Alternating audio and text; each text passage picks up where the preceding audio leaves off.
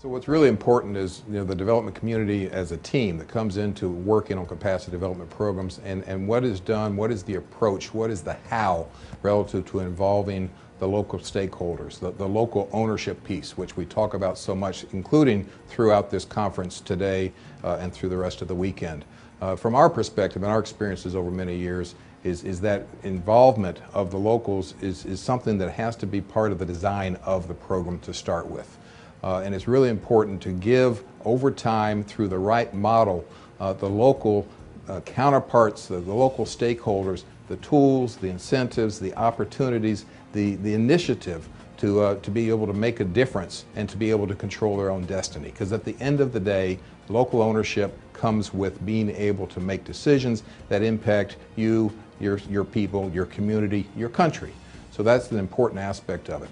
The key aspect of it from the standpoint of the donor community is to ensure that we have the right method to do so.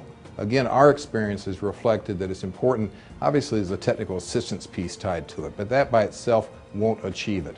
You have to look for the right methods to connect with the local stakeholders. We found many times the experience of involving, local nationals that have some degree of education and knowledge and interest in the topics, other regional resources, returning diaspora, etc., that can really socialize and create empathy with the local stakeholders as being a key aspect of this. Over the last number of years, we've worked quite a bit in southern Sudan, and as everybody knows, it's quite topical because of the great accomplishment earlier this month of independence, the newest country in our world.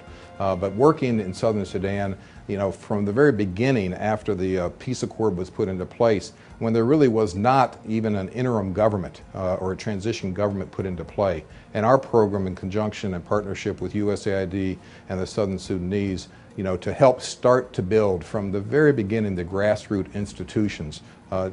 Just as an example, our first meetings there were held in a mangrove grove. They were not held inside a building or an institution because they did not exist. The first topics of conversation were drawing out just on the back of a dirty sheet of paper, what institutions of governments really should exist and what would each other of them do, because you're working from the very fledgling of development. Over the period of time that we've been involved, again, back to my earlier point, engagement of regional resources, those folks that have been through similar types of challenges and that could really relate to the Southern Sudanese was really key to the performance of that program and to the outcome, we believe.